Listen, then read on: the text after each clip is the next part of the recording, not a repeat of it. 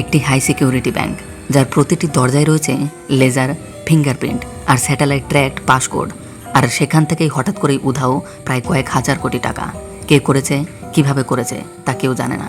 অন্যদিকে সাধারণ একটি ব্যাংকের কর্মচারী, সে তার প্রেমিকার জন্য মিথ্যে কথা বলে ব্যাংক থেকে 4 লাখ টাকা নেয়, কিন্তু সেই একটা ভুল সিদ্ধান্ত তাকে ঠেলে দেয় ভারতীয় আন্ডারওয়ার্ল্ডের এমন এক দুনিয়ায় যেখান থেকে বের হবার একটিমাত্র উপায় হলো চুরি করে এনে দিতে হবে 5 কোটি টাকা। এখন প্রশ্ন একটাই, এই ছেলেটি কি সত্যি পারবে ব্যাংকের কড়া নিরাপত্তা ভেঙে কোটি টাকার রিজার্ভ চুরি করতে? আর কে সেই অদৃশ্য ব্যক্তি যে 1000 কোটি টাকা চুরি করে নিয়ে গেল সবার চোখের আড়ালে? তোমরা যদি স্ক্যাম 1992, হর্ষদ মেহতা কিংবা লাকি ভাস্করের মতো টুইস্টে ভরপুর গল্প দেখতে পছন্দ করো, তাহলে আজকের সিনেমা জেব্রা তোমার জন্য একেবারেই পারফেক্ট। এটা শুধু একটা গল্প নয়, এটা একটা মিশন যেখানে প্রেম, বিশ্বাসঘাতকতা, চুরি আর প্রতিশোধ একসাথে একটি বিন্দুতে মিলিত হয়েছে। তো চলো আজকের এই অসাধারণ গল্পটা একসাথে দেখে নেওয়া যাক।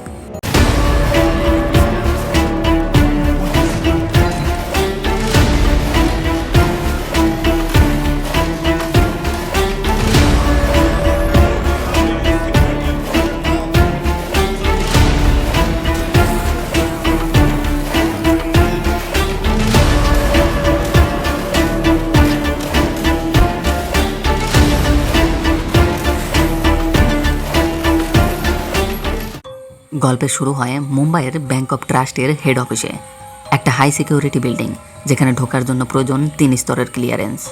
হঠাৎ এক সকালে ব্যাংকের প্রতিটি সিনিয়র অফিসারের কাছে একের পর এক ফোন বেজে ওঠে। ফোনের ওপারে থাকা কণ্ঠস্বর শুনে যেন কারো রক্ত হিম হয়ে আসে।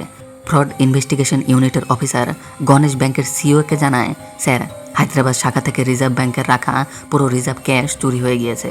কিন্তু সবচেয়ে ভয়ানক সত্যিটা তখনও বাকি ছিল। এই চুরির পেছনে ছিল না কোনো বাইরের ডাকাত দল, এই চুরি করেছে নিজেদেরই ব্যাংকের 2 কর্মচারী। এরপরে গল্প চলে আসে এর 6 দিন আগে। এবার আমাদের সাথে পরিচয় হয় সূর্যের সঙ্গে। সূর্য ব্যাংক অফ ট্রাস্টের একজন রিলেশনশিপ ম্যানেজার। সাধারণ একটা বেতন, কিন্তু স্বপ্ন অনেক বড়। একটা ছোট্ট ফ্ল্যাট যেখানে থাকবে তার মা এবং তার প্রেমিকা সোয়াতি। সেই স্বপ্নের ফ্ল্যাটটাও তারা দেখে ফেলেছে, ভালোও লেগেছে খুব। তাই সেই স্বপ্নকে বাস্তব করতে সূর্য হোম লোনের জন্য নিজের ব্যাংকেই আবেদন করে। এদিকে আমরা পরিচিত হই সূর্যের সবচেয়ে কাছের বন্ধু ববের সঙ্গে। সেও কাজ করে একই ব্যাংকে। তাদের ব্রাঞ্চ ম্যানেজার হলেন শিলা, একজন কঠোর ও কড়া স্বভাবের মহিলা, যার রাগ, চিৎকার আর অতিরিক্ত চাপের কারণে একজন কর্মচারী তো আত্মহত্যারও চেষ্টা করেছিল। তখন সূর্য সাহস করে সেই ঘটনার বিরুদ্ধে অভিযোগ করেছিল, আর সেই কারণেই শিলা সূর্যকে একেবারে সহ্য করতে পারে না। সে সুযোগ খোঁজে কবে কিভাবে সূর্যের ওপর সে প্রতিশোধ নেবে। আর শিলাকে এই কাজে সহায়তা করে ব্যাংকের আরও একজন কর্মী, যে কিনা ব্যাংকের সমস্ত গোপন খবর তার কাছে পৌঁছে দেয়। যাই হোক, প্রতিদিনের মতো সূর্য তার ব্যাংকে কাজ করছিল। তখনই সোয়াতির কল আসে। সোয়াতিও অন্য একটি ব্যাংকে জব করত। আসলে তার ব্যাংকে একটি সমস্যা দেখা দিয়েছে। সূর্য সোয়াতির কাছে গেলে সোয়াতি পুরো বিষয়টি তার কাছে ব্যাখ্যা করে বলে, গতকাল এক ব্যক্তি সোয়াতির ব্যাংকে 4 লাখের একটি চেক দিয়ে টাকাটা জমা দিয়েছিল, কিন্তু এন্ট্রি করার সময় ভুলবশত সে টাকাটা বেনি ডিসুজা নামে একজনের অ্যাকাউন্টে ট্রান্সফার করে দিয়েছে। কিন্তু সমস্যাটা হচ্ছে, বেনি তখনই পুরো 4 লাখ টাকাটাই অন্য একটি অ্যাকাউন্টে ট্রান্সফার করে ফেলেছে। ফলে বর্তমানে সেই অ্যাকাউন্টে এখন একটি টাকাও নেই। তার কাছে কল করে টাকাটা যখন রিকভারি করার চেষ্টা করে, তখন বেনি সরাসরি মানা করে দিয়েছে। আবার অন্যদিকে যার টাকা ছিল সেই গ্রাহক সোয়াতির ওপরে প্রেশার দিচ্ছেন, কারণ সেই টাকাটা নাকি তার মেয়ের হসপিটালের অপারেশনের জন্য দরকার। পুরো ব্যাপারটা জানার পরে সূর্য এবার টাকাটা ফেরত আনার জন্য একটি পরিকল্পনা করে। সে যেহেতু নিজেও একজন ব্যাংকের কর্মচারী, তাই সে এইসব ব্যাপারে খুব ভালো মতোই জানতো। প্রথমে সূর্য বেনির সিআইএফ নাম্বার দিয়ে তার বন্ধুর সহায়তায় বেনির অ্যাকাউন্টের সমস্ত লেনদেনের ডিটেলস বের করে নেয়। সোয়াতির 2টো ব্যাংক অ্যাকাউন্ট ছিল, একটি কেডিএফসি যেখানে সে নিজে কাজ করে, আরেকটি হলো ব্যাংক অফ ট্রাস্ট যেখানে সূর্য কাজ করে। সোয়াতি একটি চেকবুকে 40 লাখের একটি চেক পূরণ করে সেটি ব্যাংক অফ ট্রাস্টে গিয়ে জমা দেয়। কিন্তু সমস্যাটা ছিল সোয়াতির ব্যাংকে শুধু 12,000 টাকা রয়েছে। সেই জন্য সূর্য এবার কল করে তার অফিসের একজন কর্মচারী লাবণ্যকে। সূর্য তাকে বলে, তুমি সেই চেকটি অ্যাপ্রুভ করে সবার নিচে রেখে দাও। 3 ঘন্টা পরে যখন রাউন্ড 2 ভেরিফিকেশনে যাবে, তখন তুমি টাইম আউট বলে ক্ষমা চেয়ে নেবে। লাবণ্য সেই মতোই কাজ করে। এবার সোয়াতি কেডিএফসি ব্যাংকের তার ম্যানেজারের কাছে যায় এবং লেজার অ্যাকাউন্ট ব্যালেন্স দেখিয়ে তাকে ইমার্জেন্সি টাকা দিতে বলে। কিছু অনুরোধ করার পরে ম্যানেজারও রাজি হয়ে যায়, যার জন্য তাকে টাকাটা দিয়ে দেয়। এবং এবার অবশেষে টাকাটা পেয়ে সোয়াতি গ্রাহককে গিয়ে তার টাকাটা ফিরিয়ে দেয়। এবার বেনির কাছ থেকে সেই 4 লাখ টাকা উদ্ধার করার পালা। সূর্য এবং বব দুজনে মিলে বেনির ট্রানজ্যাকশন হিস্ট্রি দেখে তো বেশ অবাক হয়। কারণ তার অ্যাকাউন্টে কোটি কোটি টাকার লেনদেন হয়েছে। সূর্য এবার বুদ্ধি করে বেনিকে কল করে বলে, আমি ব্যাংক অফ ট্রাস্ট থেকে বলছি। আপনি যেহেতু কোটি কোটি টাকার লেনদেন করেন, তাই আমাদের ব্যাংক এমনই গ্রাহকদের জন্য সুইজারল্যান্ডের একটি ভ্যাকেশন আয়োজন করেছে। আপনি কি এখানে যেতে চান? কিন্তু বেনি সরাসরি মানা করলে সূর্য তাকে বলে, তাহলে আপনি আমাকে আপনার অ্যাকাউন্টের রিলেশনশিপ ম্যানেজার বানিয়ে দেন। আমি আপনার ট্রিপটি ক্যান্সেল করিয়ে দেব এবং ব্যাংক থেকে যে 12 লাখ টাকা ভ্যাকেশনের জন্য দেওয়া হচ্ছিল সেটি আমি উইথড্র করে নেব। বেনির মনে তখন লোভ জাগে এবং সে তার কমিশনের দাবি জানায়। সূর্য তাকে কমিশন দিতে রাজি হয় এবং সে বুদ্ধি করেই বেনিকে একটি মেইল পাঠিয়ে সে তার অ্যাকাউন্টের রিলেশনশিপ ম্যানেজার হওয়ার পারমিশন নিয়ে নেয়। এবার সূর্য তার আসল খেলা শুরু করে। বেনি যেহেতু সেই 4 লাখ টাকাটা দুটো ব্যাংকে ট্রান্সফার করেছিল, সেই জন্য এবার দুটো ব্যাংকেরই চেক ফিল করে সেম সিগনেচার নকল করে নেয় এবং দুটো ব্যাংকে একসাথে টাকা তোলার জন্য ববকে ব্যাংক অফ ট্রাস্টে রেখে সূর্য নিজে চলে যায় অন্য একটি ব্যাংকে। সেখানে গিয়ে যখন টাকাটা উইথড্র করতে নেয়, তখন ব্যাংক কাউন্টারে থাকা মহিলাটি এটি করতে নারাজ হয়, কারণ তাদের পলিসি ক্রেতাকেই শুধু তাকে টাকা দেবে। কিন্তু সূর্য বলে সে এই অ্যাকাউন্টের রিলেশনশিপ ম্যানেজার, যার জন্য এই টাকাটা তাকে দিতে বাধ্য। এবার সত্যি মহিলাটি তাকে টাকা দিতে বাধ্য হয়। আর একই সময়ে ববও ব্যাংক অফ ট্রাস্ট থেকে টাকাটা তুলে নেয়। সূর্য টাকাটা তো উদ্ধার করে নেয়, কিন্তু সে এই যে ছোট্ট একটি কারণের জন্য কত বড় ঝামেলায় ফেসে যাবে এখন পর্যন্ত তার ধারণার বাইরে ছিল এটি। এরপরে সমস্ত কিছুই আবারও নর্মাল হয়ে যায়, দিন কাটতে থাকে। কিন্তু এরপরে হঠাৎ করেই একদিন সূর্য যখন আবারও ব্যাংকে যায়, তখন এই লাবণ্য তাকে বলে সূর্যের ওপরে তদন্ত করা হচ্ছে, তদন্ত কমিটি এখানে এসে উপস্থিত হয়েছে। মিলিটারি তখন বলে বেনির ব্যাংক থেকে 5 কোটি টাকা উধাও হয়েছে, যেটি তোমার এই অন্য একটি অ্যাকাউন্টে ডিপোজিট হয়েছে। সূর্য সেটি দেখে বলে এটি তার অ্যাকাউন্ট নয়, এটি অন্য কেউ ভুয়ো অ্যাকাউন্ট তৈরি করেছে তার নামে। এরপরে মিলিটারি তার সিগনেচার নেয় এবং অ্যাকাউন্ট ওপেনিং ফর্মের সিগনেচার যখন ম্যাচ করায়, তখন মিলিটারি লক্ষ্য করে সত্যি কেউ যেন তার সিগনেচার নকল করার চেষ্টা করে এটি করেছে। এরপর মিলিটারি বলে তুমি বেনিকে এখানে নিয়ে আসো, যাতে এই কেসটির দফা এখানেই হয়ে যায়। এরপর সূর্য বেনির উদ্দেশ্যে বের হয়। তখন রাস্তায় হঠাৎ করেই দুজন বাইকার এসে তার গাড়ি থামায় এবং তাকে এক প্রকার কিডন্যাপ করেই নিয়ে আসে পাশেরই একটি পার্কে। এখানে সূর্যের সামনে আসে আদি। গল্পটি ভালো মতো বোঝার জন্য আমরা আগে আদির সম্পর্কেও চলো কিছু জেনে আসি। আদি কলকাতার বাসিন্দা, কিন্তু সে কলকাতার বড় বড় গুন্ডাদেরকে হত্যা করে এখন সে কলকাতার সবথেকে বড় ডন হয়ে উঠেছে। আদির একটি ছেলেও রয়েছে, আর সে তার ছেলেকে প্রচুর ভালোবাসে। কয়েক বছর আগে আদির স্ত্রী মারা যায়। আদি তার স্ত্রীকে মারা যাওয়ার আগে একটি প্রতিশ্রুতি দিয়েছিল যে সে এতটাই ক্ষমতাবান হবে যে তার ছেলেকে কখনো কেউ ছুতে পর্যন্ত পারবে না। ইনি হচ্ছেন আদির কাকাবাবু টগর। কিছুদিন আগেই সে মদন নামে একজন আন্ডারওয়ার্ল্ডের সাথে দেখা করতে গিয়েছিল, কারণ সরকার নাকি একটি এয়ারলাইন নিলামে তুলেছিল। মদনের বস এয়ারলাইন কোম্পানিটি কিনতে চায়, কিন্তু তার টাকা চায়নায় আটকে রয়েছে। আর এখানে আদি বলে আমি তোমাকে সেই এয়ারলাইনটি 1000 কোটি টাকা নয়, শুধুমাত্র 800 কোটি টাকায় পাইয়ে দেব। আর এখানে মদন 5 কোটি টাকাও হোয়াইট করতে দেয় টগরকে। তখন টগর সেই টাকাটা নিয়ে দেয় বেনিকে। এটি সেই সময় যখন সূর্য বেনির অ্যাকাউন্ট থেকে 4 লাখ টাকা নেওয়ার কাজে লেগেছিল। অন্যদিকে তখন সেই 5 কোটি টাকা হোয়াইট করার জন্য বেনি একটি কলম নিয়ে সেটিকে নিলামে করে এবং সেই কলমের দাম 5 কোটি টাকায় সেটি বিক্রি করে টাকাটা হোয়াইট করে নেয়। হ্যাঁ, এই 5 কোটি টাকাই সূর্যের সেই ভুয়ো অ্যাকাউন্টে ট্রান্সফার হয়েছিল। আর সেই পুরো টাকাটা এখন বর্তমানে 100টি ভিন্ন ভিন্ন অ্যাকাউন্টে ট্রান্সফার হয়ে গিয়েছে। অন্যদিকে যখন আদি মদনের সাথে দেখা করতে গিয়েছে, তখন মদন তাকে বলে তুমি শুধুমাত্র আমার 5 কোটি টাকা সামলাতে পারলে না, আর 800 কোটি টাকার ডিল কী করে সামলাবে। সে তাকে এক প্রকার চ্যালেঞ্জ ছুড়ে দেয় এবং বলে তুমি যদি আমার 5 কোটি টাকা ফিরিয়ে আনতে পারো, তাহলে আমি তোমাকে 800 কোটি টাকার এই ডিলটি দেব। আর এখন বর্তমান সময়ে আদি সূর্যকে বলছে আমি তোমাকে 4 দিনের সময় দিচ্ছি। এই 4 দিনের মধ্যে আমার 5 কোটি টাকা যে করেই হোক তুমি ফিরিয়ে দেবে, না হলে তো দেখতেই পাচ্ছ তোমার মাকে 2 সেকেন্ডও সময় লাগবে না আমার মেরে ফেলতে। এখন সূর্য ভয়ে ভয়ে তার কথাতে তো রাজি হয়ে যায়, কিন্তু সে কি করে এতগুলো টাকা জোগাড় করবে সেটি ভেবে পাচ্ছে না, কারণ এতগুলো টাকা তার সাধ্যের বাইরে।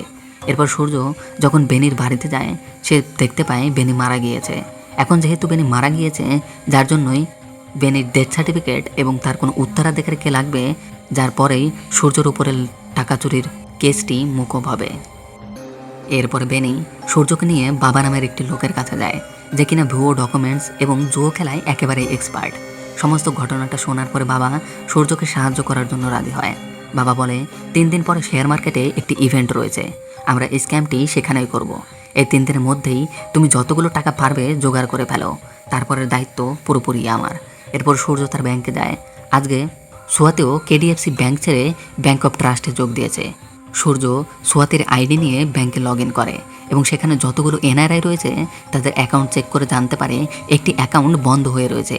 সূর্য সেটিকে আবারও রিওপেন করে এবং এমন অ্যাকাউন্টগুলো খুঁজতে শুরু করে যেগুলির ওনার মারা গিয়েছে এবং টাকা কেউ এখন পর্যন্ত ক্লেম করেনি। সে বুদ্ধি করে সমস্ত টাকা এনআরআই অ্যাকাউন্টে ট্রান্সফার করে ফেলে। মোট টাকার পরিমাণ হয়ে দাঁড়ায় এবার 41 লাখ। এবার যখন সূর্য এই পুরো টাকাটা বাবাকে দিতেই যাবে ঠিক তখনই তার মনে পড়ে সে তো সোয়াতির অ্যাকাউন্ট লগ ইন করে এত কিছু করেছে, এখন যদি মিলিটারি এটি চেক করার চেষ্টা করে তাহলে সে জেনে যাবে পুরো বিষয়টা, তারপর পুরো দোষ চাপবে সোয়াতির ওপর। যার জন্য সে আবারও যার কাছ থেকে যত টাকা নিয়েছিল তাদেরকে আবারও পুরোপুরি টাকাটাই রিটার্ন করে দেয়। অন্যদিকে আদি সূর্যের উপরে প্রেশার ক্রিয়েট করার জন্য তার মায়ের ওপরে আক্রমণ করে। তার মায়ের ইনসুলিনের ইনজেকশন বদলে দেয় এবং অন্য একটি ইনজেকশন পুশ করায় তার মায়ের অবস্থাও খুবই খারাপ হয়ে যায়। সূর্য ব্যাপারটি বুঝতে পেরে যখন তাকে কল করে ক্ষমা চায় তখনই পর্টার করে আবারও তার অ্যান্টিডোট পাঠিয়ে দেয় সূর্যের কাছে। এবার তার মাকে নিয়ে চলে আসে তারা হসপিটালে। সূর্য এবার বুঝতে পারে তাকে যে করেই হোক বড় একটি পদক্ষেপ নিতে হবে, তার টাকাটা তাকে ফিরিয়ে দিতেই হবে।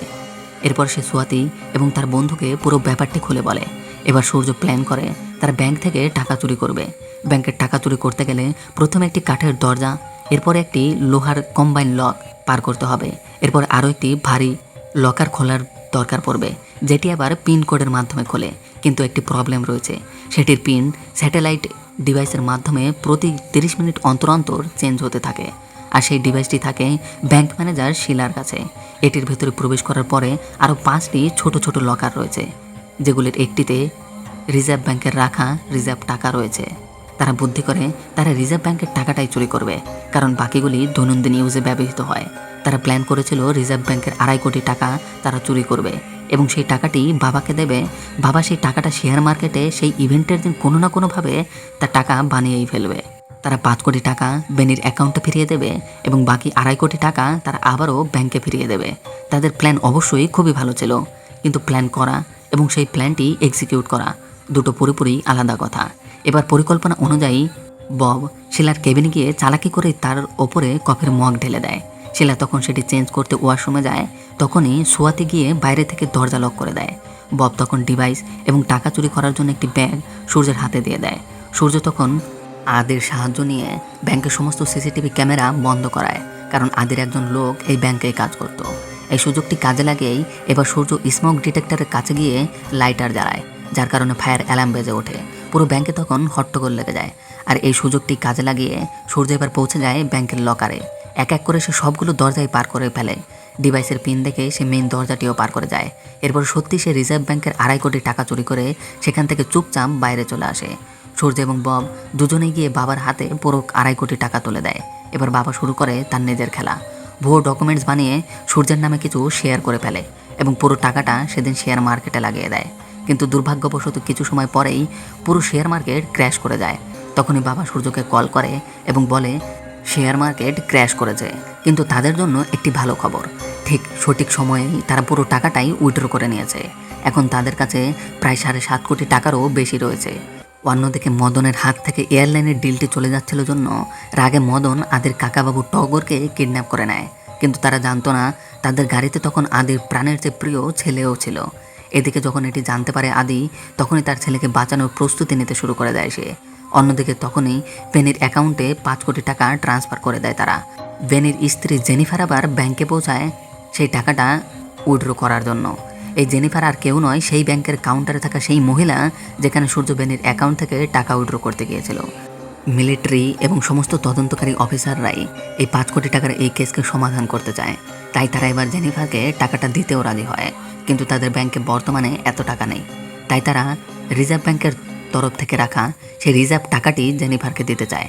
তারা টাকাটা আনতে যখন লকার রুমে যায়, ঠিক সেই সময়ই সূর্য ক্যাশ টাকা নিয়ে ব্যাংকে পৌঁছায়। কিন্তু ততক্ষণে সূর্যের কাছে লকারে টাকা রাখার মতো সময় ছিল না, তাই সূর্য এবার নতুন একটি পরিকল্পনা করে। অন্যদিকে অফিসাররা দেখতে পায় লকারে ক্যাশ টাকা নেই, তাই তারা পুরো অফিসকে এবার সিজ করে টাকার তল্লাশি শুরু করে। ম্যানেজার শিলার কেবিনে ছোট্ট একটি লকার ছিল, সেখানে তারা সমস্ত টাকাটা খুঁজে পায়। অফিসাররা মনে করে শিলাই হয়তো এই টাকাটা চুরি করে তার লকারে লুকিয়ে রেখেছিল। এতে তার সহকারী পঙ্কজও এই কাজটিতে জড়িত রয়েছে। কেউ তো কল্পনাও করেনি আসলে এই কাজটি করেছিল সূর্য এবং তার বন্ধু।